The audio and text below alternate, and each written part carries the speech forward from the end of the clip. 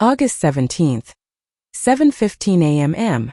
I was standing barefoot on the cold kitchen tile when my husband said the sentence that split my life into before and after.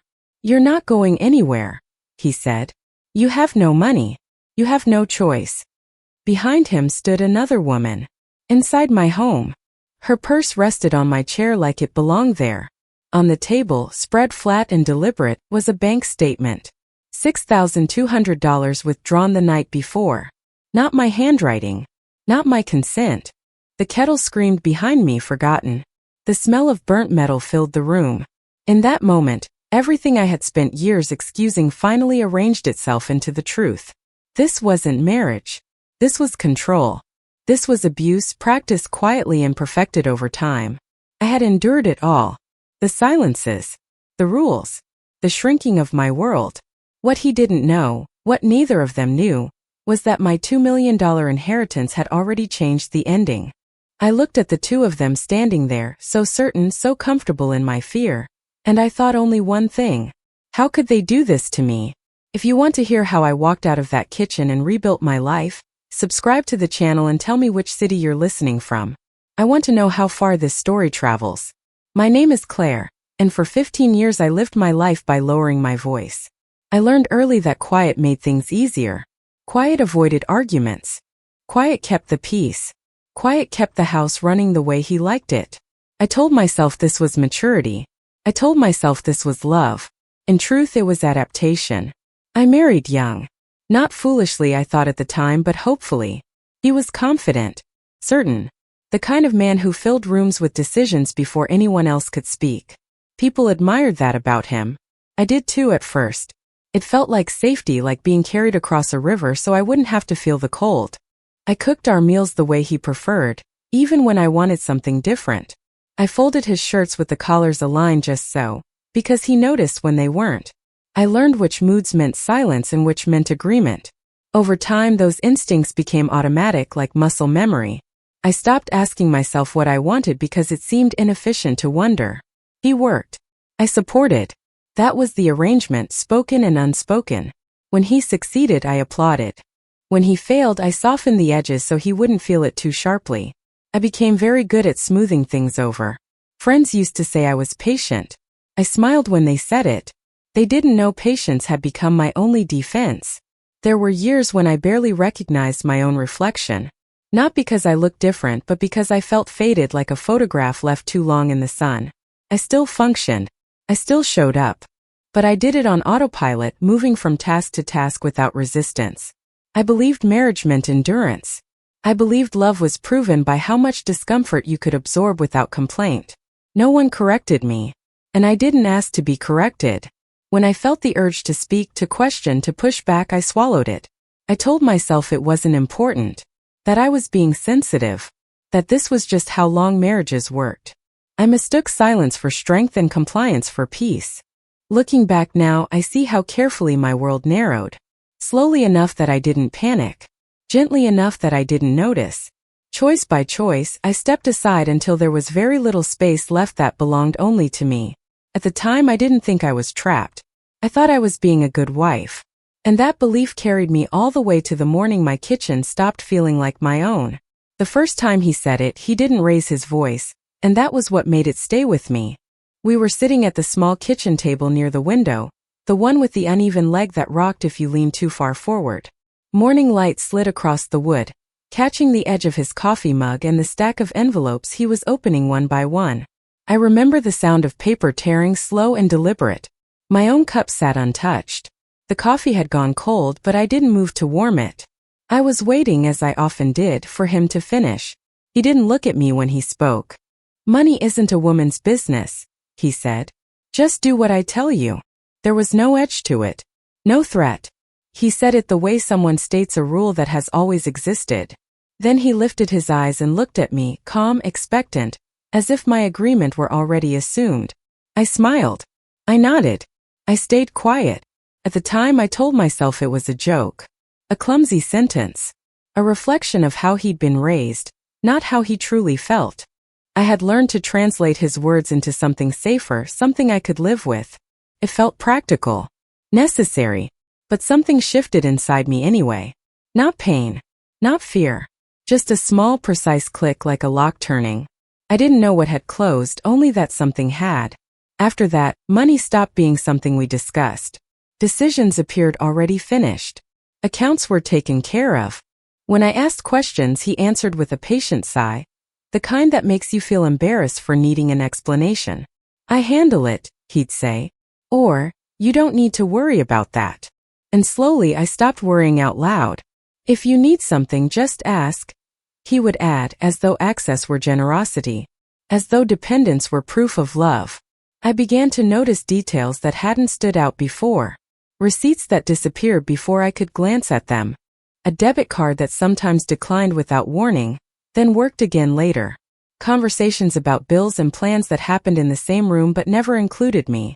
I was present, but I was no longer part of it. Once I mentioned wanting to visit my sister for a weekend. I had already checked the calendar.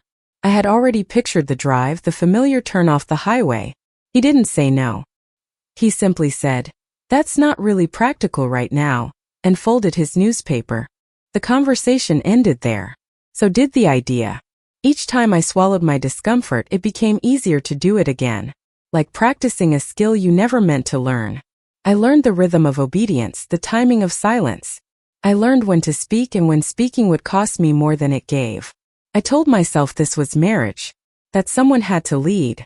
That I wasn't good with numbers or decisions or risk. Those were his strengths. Mine were keeping things smooth, predictable, calm. But control doesn't arrive all at once. Comes politely. It explains itself. It waits until you stop questioning, then it takes a little more. Years later, when I looked back on that morning, on that table and that sentence, I finally understood what I couldn't then. That wasn't humor. That wasn't carelessness. It was a declaration. And I accepted it quietly, without knowing how much of myself it would eventually require. After that morning at the wobbly table, the rules hardened without anyone announcing them. Started with small things. He'd ask where I was going if I picked up my purse. Not casually like a checkpoint. How long? Who will be there? Do you really need to go? If I said I was just running errands, he'd remind me that the car needed gas, as if the fuel belonged to him and my trip required approval. If I came home 10 minutes later than expected, he'd glance at the clock and say, "Traffic?" in a tone that told me he already knew the answer he wanted. The money tightened next. My card would decline at the grocery store, and I'd stand there with a basket of bread and apples while the young cashier waited, eyes polite but curious. Then my husband would text, "Try it again now." It would work on the second swipe, like a leash being loosened just enough to make me grateful. Once I noticed a new notification on my phone, an alert that every purchase over $50 would require his approval. I stared at it, my reflection faint in the dark screen. When I asked why, he'd smile as if I were silly. "Fraud protection. You should be thanking me," he'd say. And because I didn't want a scene, because I didn't want to seem ungrateful, I would thank him. Later, alone, I would stare at my hands as if they might explain how a grown woman could be trained to apologize for needing groceries. He took over the mail. It became easier that way. Bills, bank letters, insurance notices.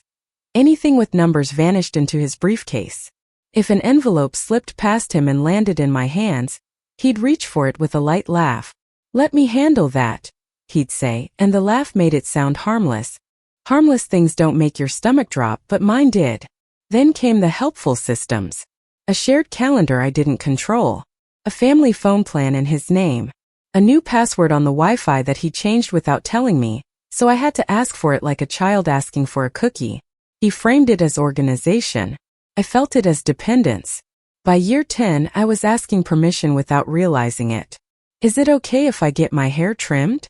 Do you think we can afford new shoes?" He'd answer slowly, as though weighing my usefulness against the cost. Sometimes he said yes, and I felt relief instead of resentment.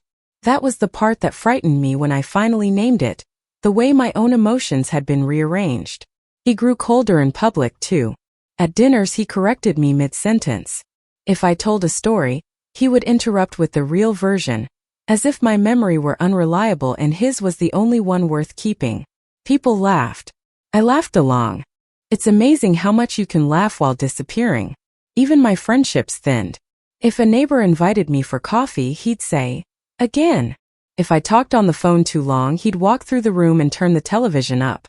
When my sister called, he'd suddenly need me to help with something. Right then, so I'd whisper, "I'll call you back." And I often didn't.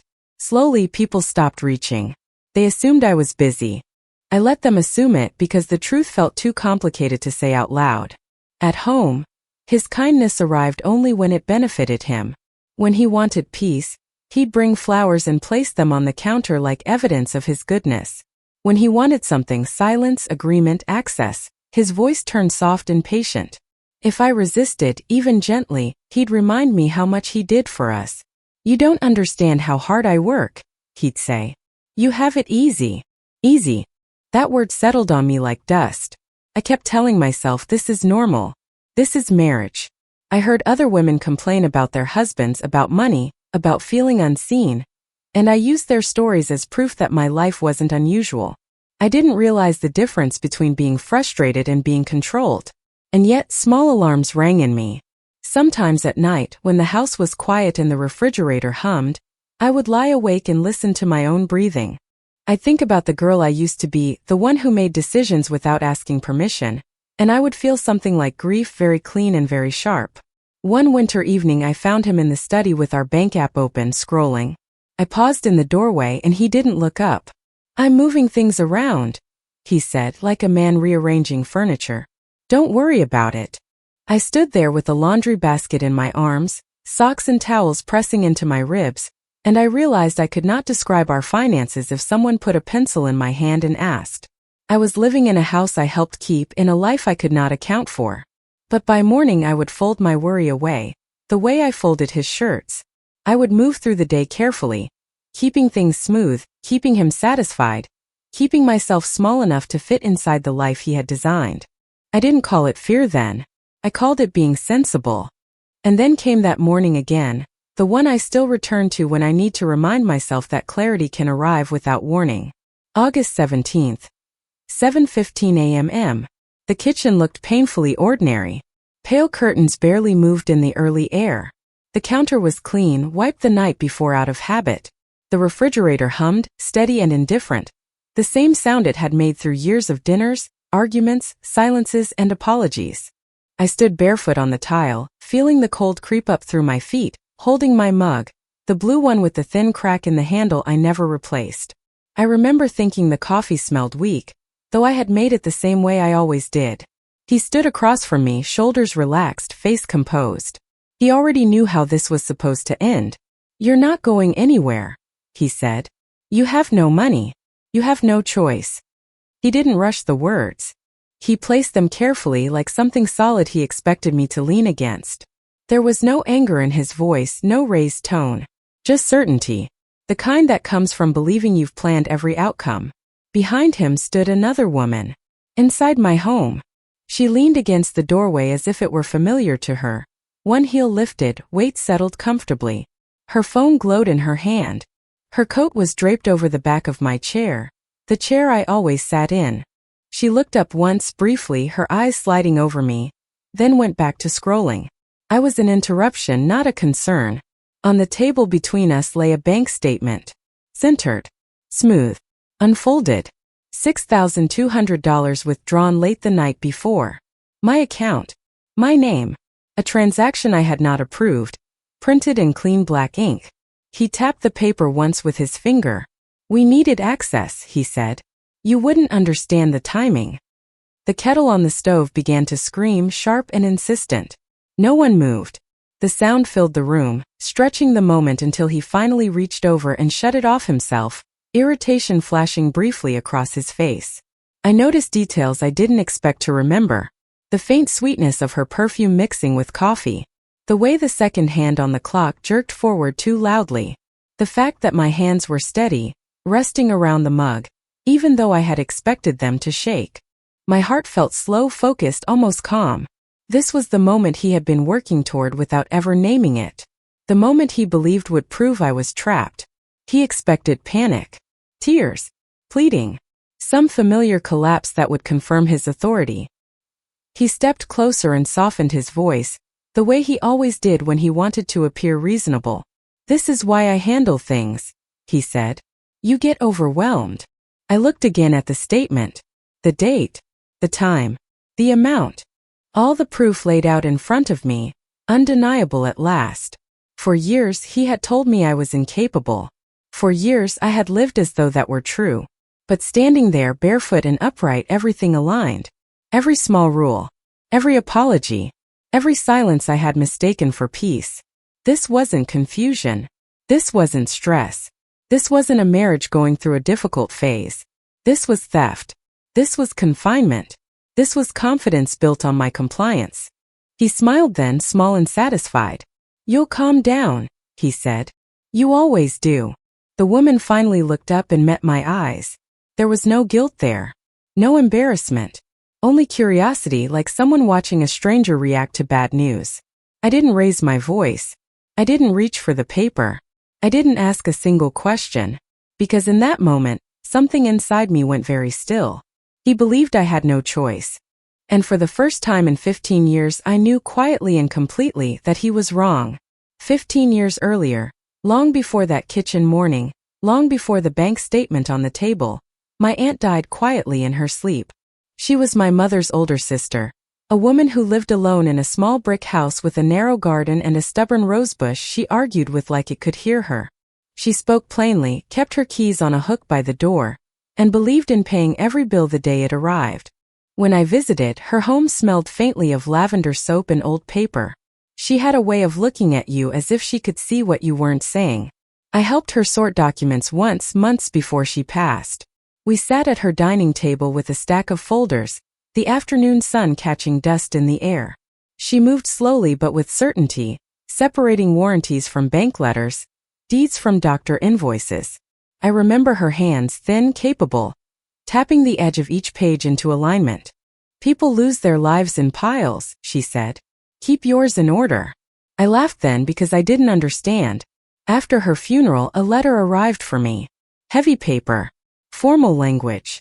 My name typed neatly at the top as if it belonged to someone else. I stood at the counter reading it, then read it again, then again because the number in the middle of the page refused to become real. $2 million. Didn't feel like luck. Felt like weight. I didn't tell my husband.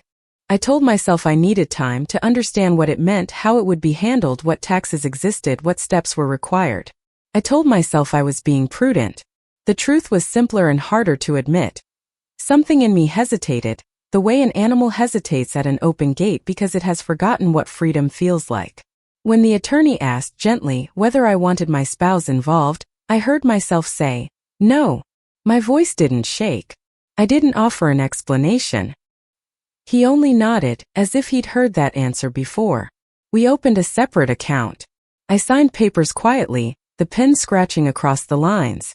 I watched the attorney's hands point to each signature box, and I felt oddly numb, as though I were signing for someone else's life. For years I barely touched the inheritance. I didn't buy jewelry or take trips. I didn't renovate the kitchen. I left it where it was safe, silent, waiting. Sometimes I would open the banking app late at night, just to confirm it still existed, then close it again, heart tight with something I couldn't name. It became a locked room inside me. I knew the door was there, but I didn't step through it. Life continued in its familiar shape. I cooked dinners. I folded shirts. I kept my voice soft. My husband grew more entitled, more certain, more comfortable making decisions that erased me. The money stayed hidden, not because I was planning revenge, but because I wasn't ready to face what having an exit might require of me. Until August 17th. After the other woman left and my husband finally went to bed, the house fell quiet in a way that felt different, like a stage after the curtain drops. I didn't sleep. I sat at the kitchen table with the overhead light off, the only glow coming from my phone. The refrigerator hummed. The clock ticked. My mug cooled beside me untouched. I went to the hall closet and moved the winter coats aside. Behind them was the small safe I'd installed years earlier, tucked where no one looked. The metal was cold against my fingertips. The code came back to me without effort, as if my body had memorized it for this exact night. When the door opened, the hinge gave a small, familiar sigh. Inside were documents I hadn't held in years. The letter from the attorney, the account information, the clean copies of the will, the confirmations that proved the money was mine and had always been mine. I slid them into my bag slowly, not rushing, not trembling, just careful as if speed might wake him, or might wake the part of me that still wanted to pretend.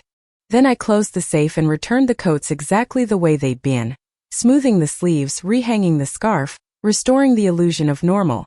When I finally lay down beside my husband, his breathing was deep and even. He slept like a man who believed the world was fixed in his favor. I stared at the ceiling and felt something I hadn't felt in years. Peace. Not triumph. Not relief. Just calm, clear and quiet, like the air after a storm passes. For the first time in a long time, I wasn't bracing for the next demand or rehearsing the next apology. And at last I understood why I had kept that inheritance secret all those years. I hadn't been ready to leave, but now I was. I reached under the bed and touched the strap of my bag to reassure myself it was real. In the dark, I could smell his aftershave on the pillow and hear his steady exhale. I didn't hate him in that moment. I simply stopped belonging to him. The next steps would be practical, not dramatic, and I was ready for practical soon. I didn't confront him the next morning. I didn't announce anything. I didn't explain myself. I had learned over 15 years that explanations were invitations, an open door he always walked through. If I explained, he argued. If I argued, he punished me with silence or ridicule. If I cried, he called it hysteria. So I chose the only language he couldn't rewrite: procedure. After he left for work, I stood in the hallway listening to his car pull away. The house settled. The refrigerator hummed. Outside, a dog barked once and went quiet. I set my mug on the table, the same blue one with the hairline crack in the handle, and opened my laptop as if I were paying bills the way I always had, quietly, out of sight. I called a lawyer first. My fingers felt cold on the phone, but my voice came out steady. I want to file for divorce, I said.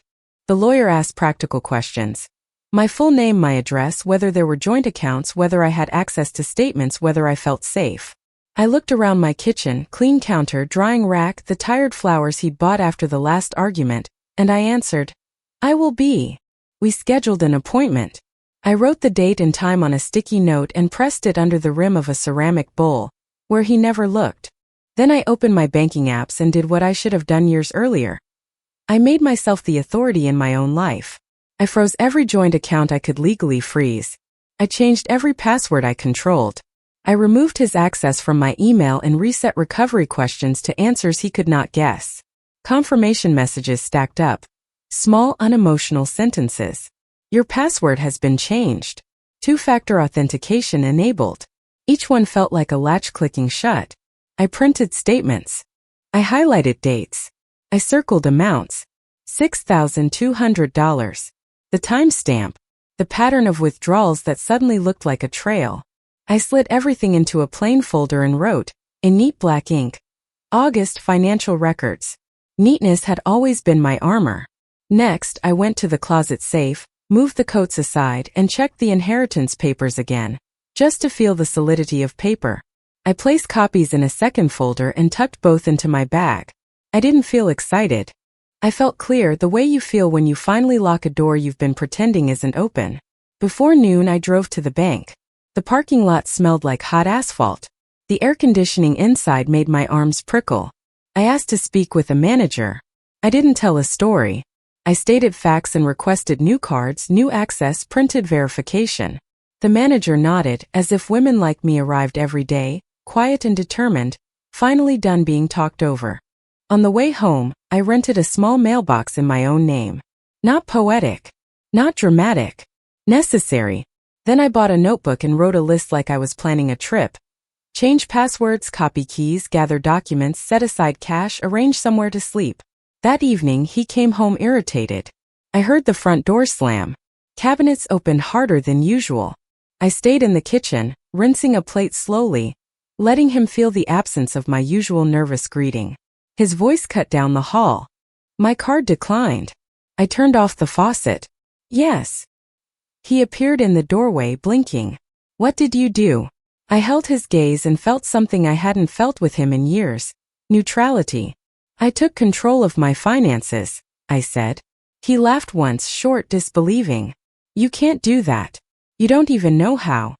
I already did, I replied. He tried anger. Then the softer voice he used when he wanted to sound like the victim. After everything I've done for you. I didn't interrupt. I let the sentence hang and die. I'm not discussing this, I said. You'll hear from my attorney. The word attorney changed his face. For a second I saw fear flicker there, quick as match. That night, I slept in the guest room with the door locked. The pillow smelled like clean linen. I slept deeply without rehearsing tomorrow's apologies. In the car, my hands rested on the steering wheel for a moment before I turned the key. I watched my own breath fog the windshield in a thin oval and listened to the quiet. No one was telling me to sit down. No one was correcting my thoughts. I backed out slowly, as if the world might protest, but it didn't. The sun rose over the street like permission. Last. In the morning, I packed a small suitcase. 2 changes of clothes, my medications, my passport, the folders, and the photo of my mother and me from the back of a drawer. I didn't take everything. I took what mattered. I left without a speech. I locked the door behind me and felt the weight of the keys in my palm. Solid, honest metal. For years I had endured because endurance felt like the only option. That day I chose myself, and I did it the way I had learned to survive. Quietly, carefully, and completely. The consequences didn't arrive like thunder. They arrived like water, seeping into every crack they had made and widening it until nothing could be ignored. The first consequence was confusion.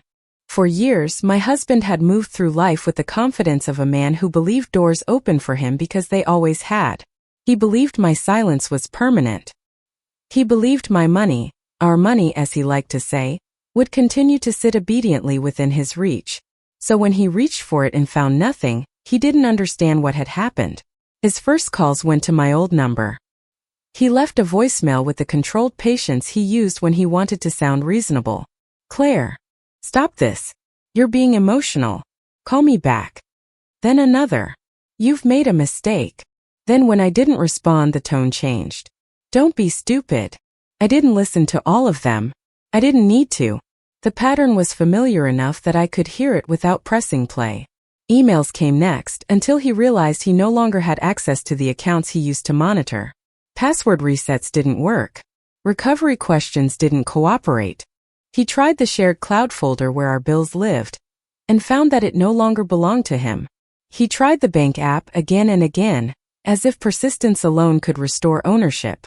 When that failed, he did what men like him often do. He drove somewhere in person, convinced that a firm voice and a steady stare could override a system. At the bank, he learned what it feels like to be denied politely. He was told his permissions had been removed. He was told certain accounts were frozen. He was told with professional calm that he would need authorization he no longer had. There is a particular kind of humiliation in being refused while someone remains courteous. There is nowhere to direct your anger when the person across the counter is only following policy. He called my sister. She didn't answer. He called my son. That one hurt even from a distance. My son phoned me that evening with his voice tightened into something careful. Dad says you've made things difficult, he said. He says you're trying to punish him. I sat on the edge of the bed in my rental room, my bag still packed, the folders beside me like proof. I listened until my son ran out of words. Then I said gently, I'm safe. I'm handling my affairs. I'm not asking you to take sides. I'm asking you to trust that I'm not doing this lightly. There was a long pause. In that pause, I heard the weight of what he didn't want to consider, that his father might not be the victim in this story. He didn't apologize. Not yet. But he didn't argue either. He said, okay, quietly and ended the call. It wasn't reconciliation. It was the first crack in a belief he'd lived with for years. The next consequence was public. A trip my husband had planned, tickets booked, hotel reserved, collapsed when his card declined. A dinner reservation became an awkward conversation with a manager. A business expense went unpaid long enough to trigger questions. People who had always been soothed by my presence began to see him without my careful translations. He tried to keep his composure, but composure is easier when someone else is doing the emotional labor for you. When I stopped smoothing, his edges showed. Messages began coming through other people, extended family, old friends, even neighbors who never had much to say to me before. He's under a lot of stress. You know how he is. Can't you just talk to him? Be the bigger person. It was astonishing how quickly they turned my survival into a social inconvenience. I didn't respond. Then came the apologies. Not the kind that acknowledge harm, but the kind designed to regain access. I didn't realize you felt that way. You're overreacting. Let's not make this ugly. We can fix this if you stop being stubborn. Not one message mentioned the $6,200. Not one mentioned the bank statement on my table. Not one mentioned the woman in my doorway. That silence told me everything I needed to know. They weren't sorry for what they did. They were sorry they couldn't do it anymore. The other woman disappeared quickly. That didn't surprise me. She had been there for certainty, not consequence. People who enjoy the benefits of a situation rarely stay when they're asked to pay its cost. My in-laws reached out soon after. They invited me to meet as a family, as though the problem could be folded neatly into a conversation and put away like linens. They spoke about forgiveness, about how hard this was for everyone, about how men make mistakes. They asked me in softer language to go back to my place. I listened. I thanked them for their concern, and I declined. For years, I had carried discomfort so others could remain comfortable. I was finished doing that. What surprised me most was what happened when I simply stopped protecting him. I didn't post online. I didn't call relatives to tell my side. I didn't launch a campaign. I just stopped covering. And in the quiet space where my protection used to be, the truth began to stand on its own. His stories didn't line up anymore. His charm had no buffer. People began asking questions I used to answer for him. When I didn't step in, the gap stayed visible. One afternoon, a mutual friend called me. Someone I hadn't spoken to in months. I ran into him, she said carefully. He doesn't sound like himself. I almost laughed at that. Of course he didn't. For years, himself had been a performance stabilized by my silence. The final message I received from my husband was short, stripped of strategy. You've ruined everything, he wrote. I read it once. I felt my chest tighten. Not with guilt but with recognition. He believed my job had been to hold his life together. He believed my purpose was to absorb the consequences of his choices.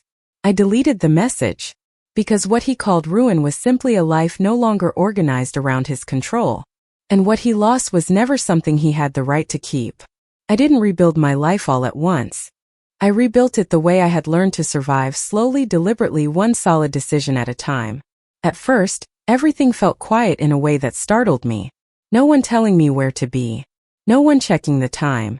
No one correcting my tone or questioning my choices. The silence wasn't empty. It was spacious. It gave me room to notice myself again. I moved into a small apartment across town. Nothing dramatic.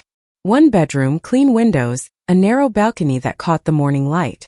The first night there, I slept on a mattress on the floor with my suitcase still open beside me. The walls were bare. The air smelled like fresh paint and possibility. I slept through the night without waking once to listen for footsteps. I bought myself a new mug the next morning. Plain white. No cracks. Felt symbolic in a way I didn't overthink. I set my own routines. Coffee when I wanted it. Breakfast by the window. Long walks without explaining where I was going or when I'd be back. I learned the rhythm of my own days again, and it surprised me how quickly my body adapted, as if it had been waiting for permission. I handled my finances openly for the first time in years. I met with advisors, asked questions, took notes. No one sighed when I didn't understand something. No one laughed. I wasn't incompetent. I had just been kept uninformed. That realization was both sobering and freeing. With time I traveled. Nothing extravagant at first. A quiet coastal town. A train ride where no one knew my name. I ate meals alone without feeling self-conscious.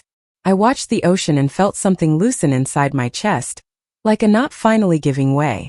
I volunteered at a local library, shelving books and helping children find stories they loved. There was comfort in being useful without being controlled, in being valued without being diminished. My son came to visit one afternoon. We sat on my small balcony, coffee between us, the city humming below.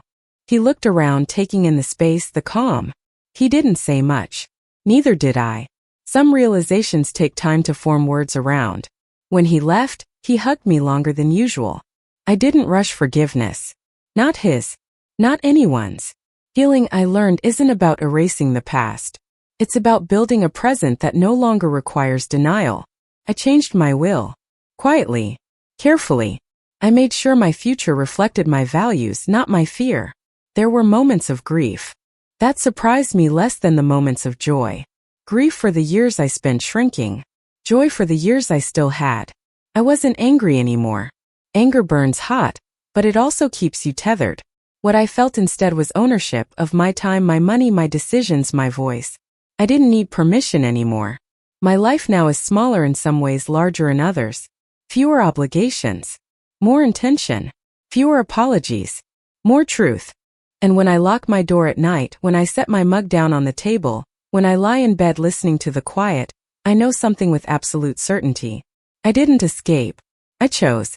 And that choice continues to shape every ordinary, beautiful day that follows. I endured for many years, and for a long time I believed that endurance meant weakness. I thought strength was loud. I thought it looked like confrontation, raised voices, slammed doors. I thought survival was something you did only when you had no other options left. I was wrong about all of it. I endured because I was careful, because I was observant, because I was learning even when I didn't know it yet. I see that now. What I lived through did not make me small.